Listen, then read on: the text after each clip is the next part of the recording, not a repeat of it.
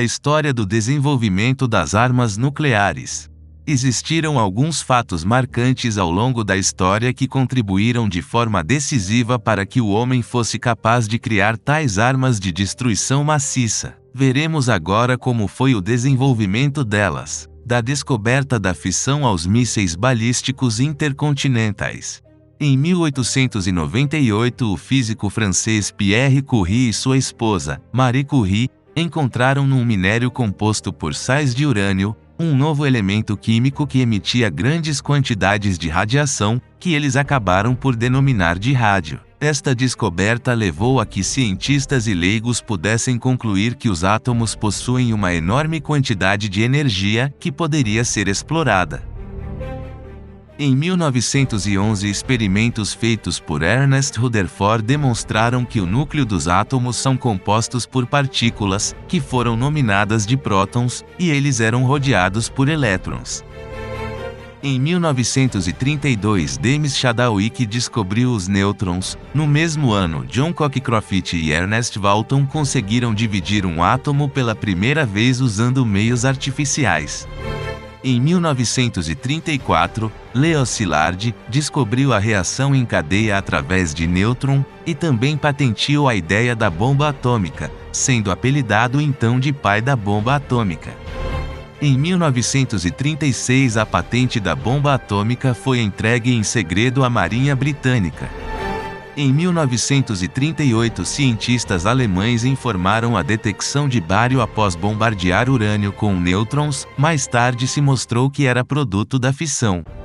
Em 1939, com o início inevitável da Segunda Guerra Mundial, os cientistas pararam de enviar informações aos governos, para que a bomba atômica não fosse usada na guerra, fato que não ocorreu, pois elas foram usadas na guerra.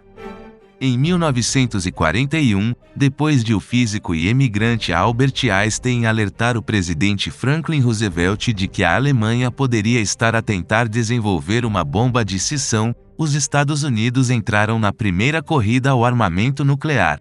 Isto deu origem a um projeto secreto de pesquisa atômica, com o nome de Código Projeto Manhattan, que reuniu os físicos mais eminentes do país e cientistas exilados da Alemanha e de outros países ocupados pelos nazistas.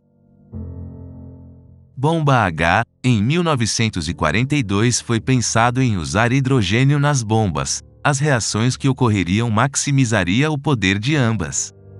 Os cientistas de Los Alamos se rebelaram ao receberem ordens para fazerem uma bomba muito mais poderosa que a atômica, pensando na destruição que causaria. Em 1949, ao saber do primeiro teste atômico soviético, a bomba H virou objeto emergencial. Os físicos Edward Teller e Ulam desenvolveram o desenho de Teller-Ulam. A primeira bomba H foi detonada durante a Operação Eve, nomeado de Eve Mike, que rendeu cerca de 10,4 megatons. Projeto Manhattan. Em 1942, o Projeto Manhattan ficou encarregado de construir as bombas. Foram escolhidos dois projetos que seriam realmente fabricados, Thin Man e o Fat Man. O grande desafio foi como separar o U-235 do U-238, como que os isótopos do urânio tinham pesos diferentes. A saída foi a criação de uma máquina que seleciona os átomos pelo peso. O U-238 começou a ser usado para produzir plutônio. O projeto foi realizado em dezenas de locais, desde Los Alamos, no Novo México, até Oak Ridge, no Tennessee. Ao longo do período de desenvolvimento, e apesar de empregar cerca de 600 mil pessoas, o projeto era tão secreto que muitos dos que contribuíram para o resultado final não faziam ideia de como é que os seus esforços se encaixariam num objetivo maior e coordenado. Os investigadores seguiram dois caminhos para fazer uma arma nuclear, um que dependia de urânio e outro, mais complexo, que dependia de plutônio. Depois de anos de investigação, o Projeto Manhattan fez história em 1945, quando o teste da Engenhoca, uma de 3 bombas de plutônio produzidas antes do final da guerra, teve sucesso. Os Estados Unidos também desenvolveram uma bomba de urânio que não foi testada. Às 5:30 da manhã do dia 16 de julho de 1945, uma luz mais brilhante do que o sol irradiou sobre o Novo México. Uma bola de fogo aniquilou tudo nas redondezas e produziu uma nuvem cogumelo que pairou a mais de 11 quilômetros de altura. No rescaldo deste acontecimento, os cientistas que produziram a explosão sorriram, cumprimentaram-se e beberam em celebração. Depois, perceberam o potencial sombrio da arma que tinham criado. Tinham acabado de produzir a primeira explosão nuclear do mundo. Apesar do potencial óbvio destas armas para terminar ou alterar o rumo da Segunda Guerra Mundial, muitos dos cientistas que ajudaram a desenvolver a tecnologia nuclear opuseram-se à sua utilização na guerra. Leo Szilard, físico que descobriu a reação nuclear em cadeia, pediu à administração de Harry S. Truman, que sucedeu Roosevelt como presidente, para não usar esta nova tecnologia na guerra. Mas os seus apelos, que foram acompanhados pelas assinaturas de dezenas de cientistas do Projeto Manhattan, não foram ouvidos. Foram desenvolvidos na época dois projetos básicos, implosão e balístico. Em 16 de julho de 1945 foi detonada a primeira bomba, de codinome Trinity. Logo depois foram montadas duas bombas, Little Boy e Fat Man, detonadas em 6 e 9 de agosto de 1945. Após os bombardeios, o presidente da época, Harry Truman, disse que eliminaria as cidades japonesas uma a uma. Era um blefe, já que os Estados Unidos ficaram sem armas depois dos bombardeios. O teste, com o nome de código Trinity, foi um triunfo. Provou que os cientistas conseguiam aproveitar o poder da cisão do plutônio, e impulsionou o mundo para a era atômica, mudando as guerras e as relações geopolíticas para sempre.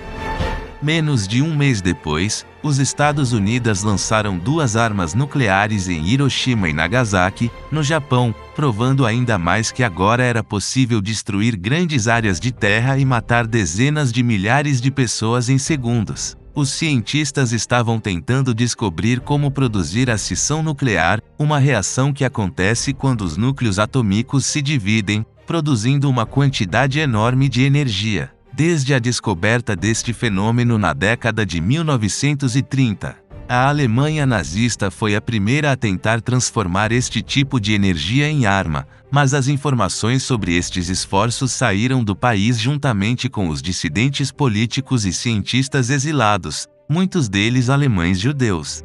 No dia 6 de agosto de 1945, um superbombardeiro B-29 lançou uma bomba de urânio sobre Hiroshima, na tentativa de forçar a rendição incondicional do Japão. 3 dias depois, os Estados Unidos lançaram uma bomba de plutônio, idêntica à bomba de teste Trinity, sobre Nagasaki. Os ataques dizimaram as duas cidades e mataram ou feriram pelo menos 200 mil civis. O Japão rendeu-se no dia 15 de agosto. Alguns historiadores argumentam que as explosões nucleares tinham um propósito adicional: intimidar a União Soviética. E não existem dúvidas de que estas explosões deram início à Guerra Fria. O líder soviético Joseph Stalin já tinha aprovado um programa nuclear em 1943, e um ano e meio depois dos atentados no Japão, a União Soviética conseguiu a sua primeira reação nuclear em cadeia. Em 1949, a União Soviética testou o First Lightning, o seu primeiro dispositivo nuclear. Ironicamente, os Estados Unidos acreditavam que a construção de um arsenal nuclear robusto funcionaria como um fator dissuasor, que iria ajudar a impedir uma terceira guerra mundial, e mostrava que os Estados Unidos conseguiam esmagar a União Soviética caso esta invadisse a Europa Ocidental. Mas quando os Estados Unidos começaram a investir em armas termonucleares com centenas de vezes o poder de fogo das bombas que usaram para acabar com a Segunda Guerra Mundial, os soviéticos seguiram os seus passos.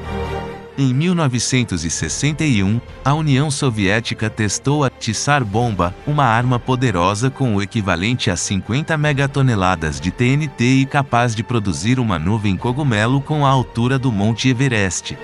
Para os líderes mundiais, não importava quantas bombas tivessem, ou o quão poderosas fossem as suas explosões, eles precisavam de mais e maior. O suficiente nunca bastava. À medida que outros países adquiriam as suas capacidades nucleares e a Guerra Fria atingia um pico em finais dos anos 1950 e início dos anos 1960, um movimento antinuclear começou a crescer em resposta a uma variedade de acidentes nucleares e testes de armas que tiveram efeitos ambientais e humanos nefastos.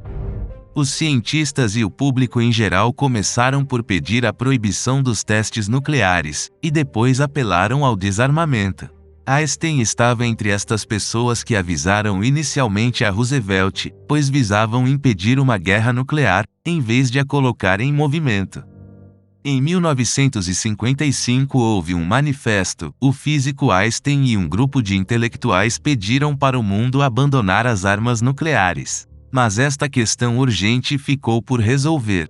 Depois, em 1962, relatos de armas soviéticas em Cuba levaram à crise dos mísseis de Cuba, um impasse tenso entre os Estados Unidos e a União Soviética que muitos temiam que terminasse numa catástrofe nuclear. Em resposta às preocupações dos ativistas, os Estados Unidos e a União Soviética, e mais tarde a Rússia, assinaram um tratado parcial de proibição aos testes em 1963, seguido por um tratado de não proliferação nuclear em 1968 e vários acordos adicionais projetados para limitar o número de armas nucleares. Ainda assim, de acordo com a Federação de Cientistas Americanos, FAS, no início de 2020 havia um número estimado de 13.410 armas nucleares no mundo, abaixo das cerca de 70.300 verificadas em 1986.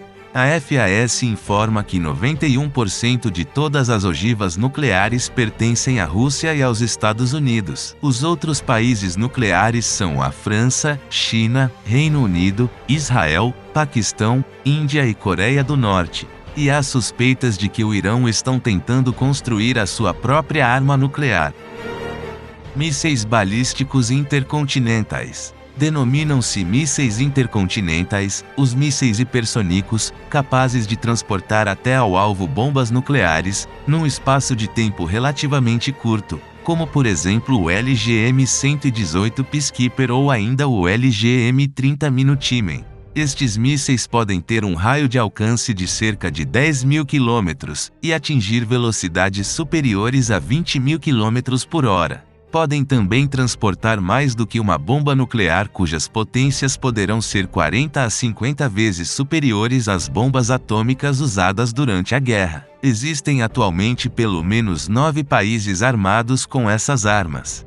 75 anos depois do teste Trinity, a humanidade conseguiu sobreviver, até agora, à era nuclear. Apesar dos perigos da proliferação nuclear, só 2 armas nucleares foram utilizadas numa guerra, uma em Hiroshima e outra em Nagasaki. Contudo, o Escritório das Nações Unidas para Assuntos de Desarmamento escreve que os perigos de tais armas surgem da sua própria existência. Mas num mundo com milhares de armas nucleares, um mundo em constante mudança de alianças políticas e com conflitos geopolíticos intermináveis, as preocupações levantadas pelos cientistas que criaram a tecnologia que possibilita a guerra nuclear permanecem. Lembrando que foi a partir dessas guerras e desses acontecimentos que a ciência passou a receber verbas para pesquisas, muitas delas diretamente do governo. Se por um lado a fissão nuclear proporcionou o desenvolvimento da bomba atômica, por outro ela favoreceu o desenvolvimento da fissão nuclear controlada, que é utilizada nos reatores nucleares e em várias aplicações na medicina.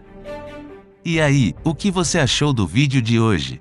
Você já conhecia um pouco sobre a história do desenvolvimento das armas nucleares? O que você acha que de fato mudou daquela época do surgimento das primeiras armas nucleares para os dias de hoje? O que mais te surpreendeu? Comente com a gente sua opinião sobre este assunto, pois adoraríamos ler e responder seus comentários abaixo. E se você gostou deste vídeo e não quer perder nenhum outro vídeo intrigante que postamos todas as semanas, é só se inscrever em nosso canal e clicar no sininho para receber todas as notificações. E se você quer aproveitar e aprender um pouquinho mais, não deixa de clicar em um destes vídeos que estamos sugerindo para você. Até o próximo vídeo.